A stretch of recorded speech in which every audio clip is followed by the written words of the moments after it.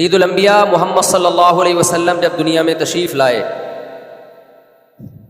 شرک پھیلا ہوا تھا، آپ صلی اللہ علیہ وسلم نے 13 سال مکہ میں صرف توحید کی محنت کی، صرف توحید کی محنت، بتوں سے نکلو یہاں سے، ایک اللہ کی طرف آؤ، عقیدے کو درست کرنے کی محنت کی۔ موت کے بعد دوبارہ زندگی ہے، تمام پیغمبروں میں جو کامن دعوت ہے نا توحید، اور اس کے لوازمات میں پھر اللہ کی ساری باتوں کو ماننا، اس میں موت کے بعد کی زندگی۔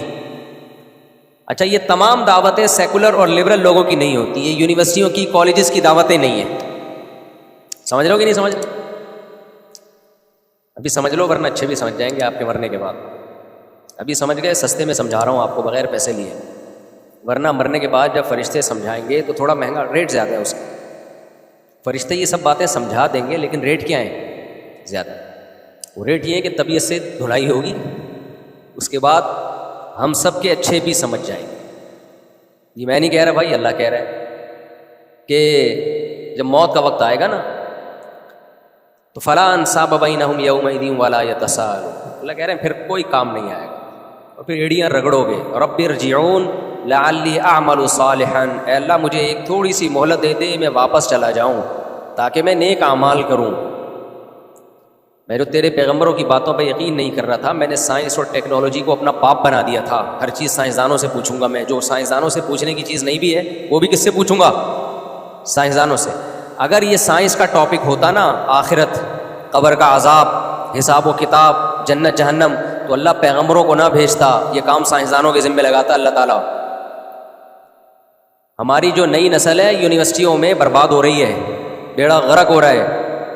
کل ایک مولوی صاحب کا کلپ نظر سے گزرا، وہ کہتے ہیں کہ میری بچی کو میں نے بھیجا کالج پڑھنے کے لیے، پہلے دن ہی آ کے کہتی ہے میں نے برقع اتارنا ہے۔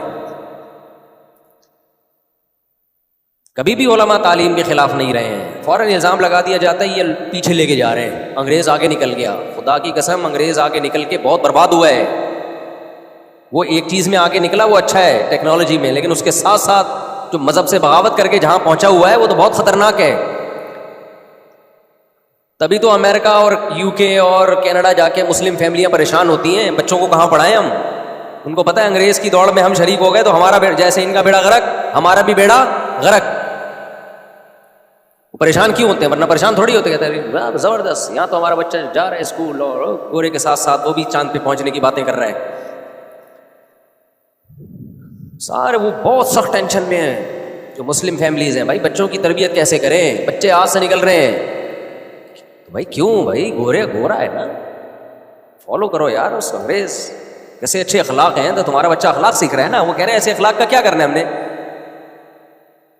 ایسے اخلاق کا کیا کرنا ہے، ہمیں 2 ٹکے کا سمجھے۔ ہم ایسی سب کتابیں قابل ضبطی سمجھتے ہیں۔ اکبر الہ آبادی کا شعر ہے، جب انگریز نے اسکول بنائے نا ہندوستان میں، تو ہندوستان کا کلچر کا بیڑا غرق ہونا شروع ہو گیا، وہ آپ جناب سب ختم۔ پھر وہ بچے جب اسکول سے پڑھ کے آتے تھے ابا کو بیوقوف سمجھتے تھے وہ، کیونکہ ابا کو انگلش نہیں آتی تھی۔ تو اکبر نے اس پہ کہا ہم ایسی سب کتابیں قابل ضبطی سمجھتے ہیں جسے پڑھ کر کے بچے باپ کو خبتی سمجھتے ہیں۔ خبتی کہتے ہیں خبط الحواس، اوپر کی سیٹنگ جس کی آؤٹ ہو گئی۔ تو بچے کی سیٹنگ آؤٹ ہوتی ہے، وہ ابا کو سمجھتا ہے ابا کی سیٹنگ آؤٹ ہے، حالانکہ آؤٹ اس کی سیٹنگ ہوتی ہے۔ جیسے کوئی شراب پی کے الٹا ہو جائے تو وہ سمجھتا ہے کہ ساری دنیا الٹی ہو گئی ہے، حالانکہ الٹے آپ نے ہیں، باقیوں نے نہیں پی ہے۔ تو کالج میں آپ گئے ہو، باقی تھوڑی گئے، اس لیے وہ نارمل ہے۔